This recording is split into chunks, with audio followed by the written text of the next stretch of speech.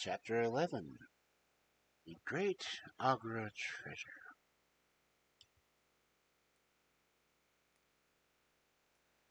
Our captive sat in the cabin opposite to the iron box which he had done so much and waited so long to gain. He was a sunburned, reckless-eyed fellow, with a network of lines and wrinkles all over his mahogany features, which told of a hard, open-air life. There was a singular prominence about his bearded chin which marked a man who was not to be easily turned from his purpose. His age may have been 50 or thereabouts, for his black curly hair was thickly shot with grey. His face was repose was not an unpleasing one, though his heavy brows and aggressive chin gave him, as I had lately seen, a terrible expression when moved to anger. He now sat with his hands cuffed upon his lap, and his head sunk upon his breast. He looked with the keen, twinkling eyes at the box, which had been the cause of his ill doings. It seemed to me that there was more sorrow than anger in his rigid, contained countenance. Once he looked up at me with a gleam of something like humor in his eyes. "Well, Jonathan Small," said Holmes, lighting a cigar, "I'm sorry that it had to come to this." "And so am I, sir," he answered frankly. "I don't believe that I can swing over the job. I give you my word on the book that I never raised hand against Mr. Sholto. It was that little hellhound Tonga who shot his cursed darts into him. I had no part in it, sir. I was as grieved as if it had been my own blood relation. I welted the little devil with the sack end of a rope for it. But it was done, and it could not undo it." "Have a cigar," said Holmes, "and you had best take a pull out of my flask, for you are very wet. How could you expect so small and weak a man as this blackfellow to overpower Mr. Sholto and hold him while you were climbing the rope? You seem to know as much about it as if you were there, sir. The truth is that I had hoped to find the room clear. I knew the habits of the house pretty well, and it was the same time Mr. Sholto usually went down to his supper. I shall make no secret of the business. The best defense that I can make is just the simple truth. Now, if I had been the old Major, I would have sworn with a light heart. I would have thought no more of knifing him than of smoking a cigar. But it's cursed hard that I should be lagged over this young Sholto, with whom I had no quarrel whatsoever. You are under the charge of Mr. Athelney Jones of Scotland Yard. He is going to bring you up to my rooms, and I ask you a true account of the matter. You must make a clean breast of it, for if you do, I hope that I may be of some use to you. I think I can prove that the poison acts so quickly that the man was dead before you even reached the room." "That he was, sir. I never got much of a turn in my life when I saw him grinning at me, head on his shoulder as if I climbed through the window. It fairly shook me, sir. I'd have half killed Tonga for it if he had not scrambled off. That was how he came to leave his club, and some of his darts, too, as he tells me, which I dare say helped to put you on our track. Though how you kept on it is more than I can tell. I don't feel no malice against you for it, but it does seem a queer thing," he added with a bitter smile, "that I, who have a fair claim to $500,000 of money, should spend the first half of my life building a backwater in the Andamans, and am like to spend the other half digging drains in Dartmoor. It was an evil day for me when I first clapped eyes upon the merchant Achmet, since it had to do with the Agra treasure, which never brought anything but a curse yet upon the man who owned it. To him, it brought murder. To Major Sholto, it brought him fear and guilt. To me, it has meant slavery for life. At this moment, Anthony Jones thrust his face and shoulder into my tiny cabin. Quite the family party, he remarked. I think I shall have to pour that flask, Holmes, while I think we may be congratulating each other. Pity we didn't take the other alive, but there was no choice. I say, Holmes, you must confess that you cut it rather fine. It was all we could do to overhaul her. All is well that ends well, said Holmes. But I certainly did not know that the Aurora was such a clipper. Smith says that she's one of the fastest launches on the river.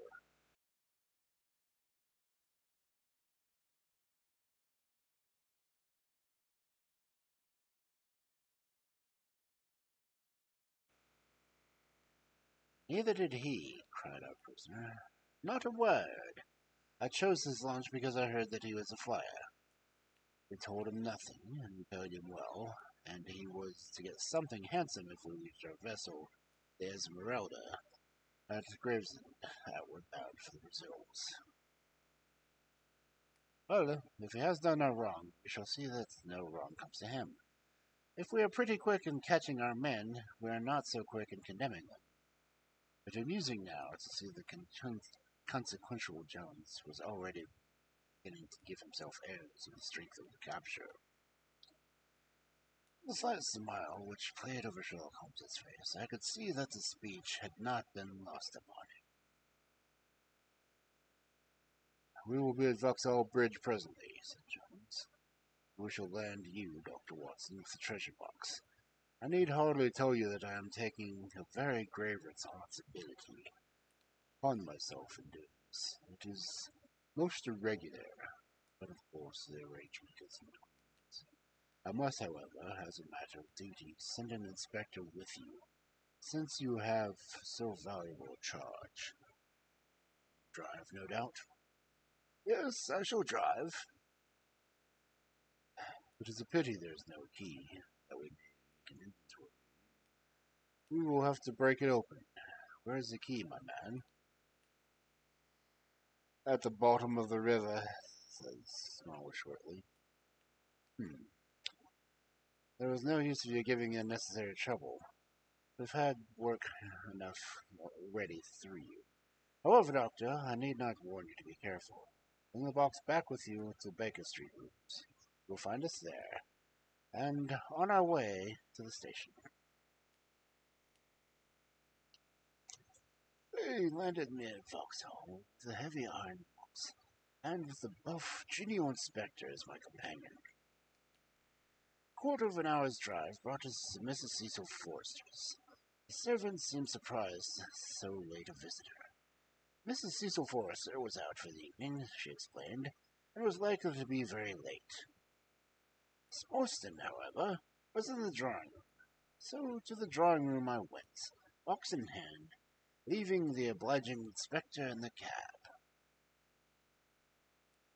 She was seated at the open window, dressed in some sort of white, diaphanous material, with a little touch of scarlet at the neck and wrist. The soft light of the shaded lamp fell upon her as she leaned back in a basket chair, playing over the sweet, grave face, tinting with dull metallic sparkle rich coils of her luxuriant hair. One white arm and hand drooped over the side of the chair, and her whole pose was a figure that spoke of absorbing melancholy. At the sound of my footfall, she sprang to her feet, however, and a bright flush of surprise and of pleasure colored her pale cheeks. I had the cab drive up, she said. I thought that Mrs. Forrester was home for an early evening, but I never dreamed that it might be you. What news have you brought me?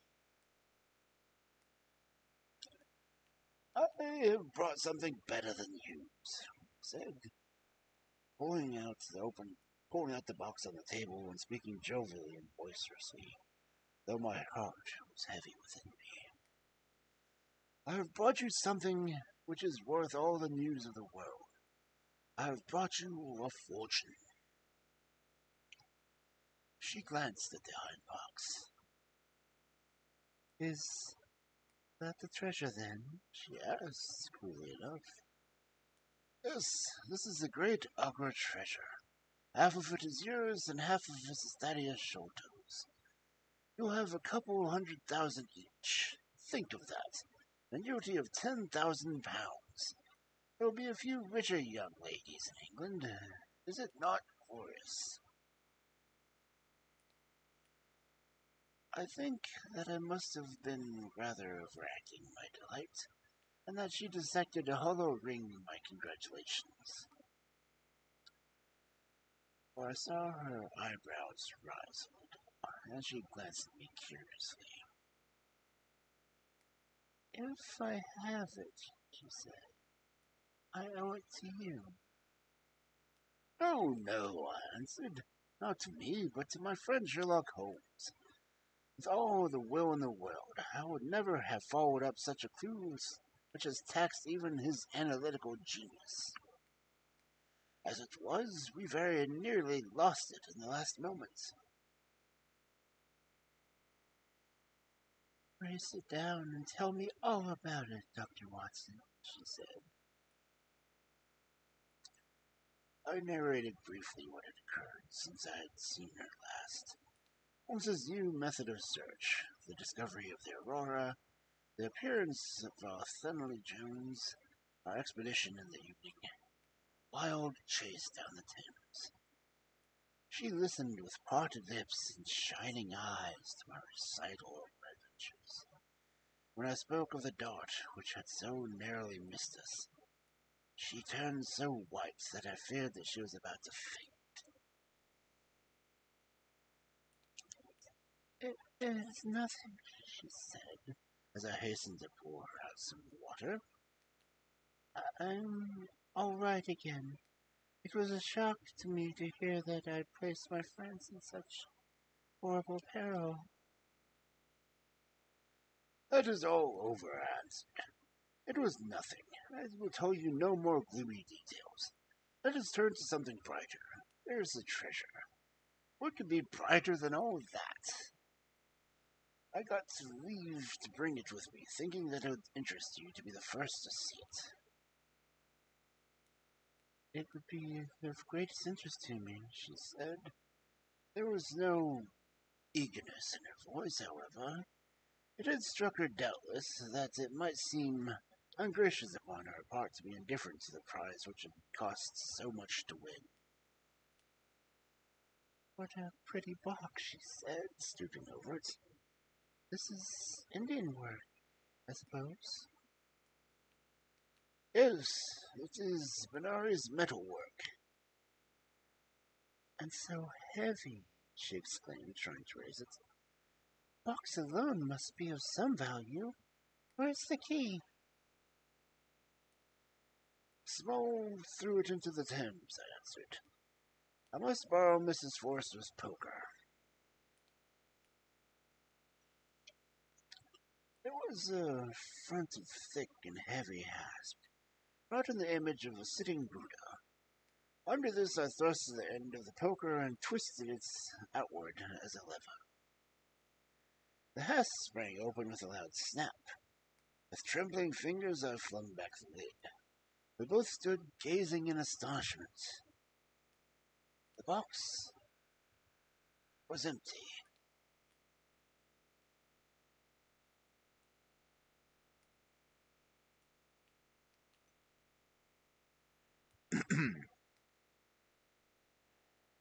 No wonder it was so heavy.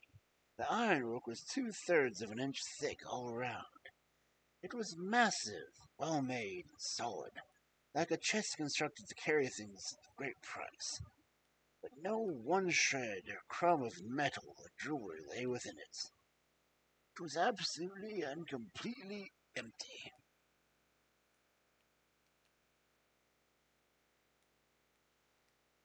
The treasure is lost, said Miss Morrison calmly. I listened to the words and realized what they meant. A great shadow seemed to pass through my soul.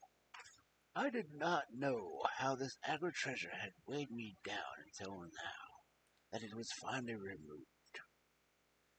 I was selfish, no doubt, disloyal, wrong, but I could realize nothing save for the golden bear was done from between us. Thank God! I ejaculated from my very heart. She looked at me with a quick and questioning smile. Why do you say that? She asked. Because you are within my reach again, I said, taking her hand. She did not withdraw it. Because I love you, Mary, as truly as ever a man loved a woman.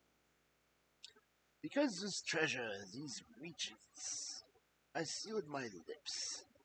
Now they're gone, I can tell you how I love you. That is why I said, thank God.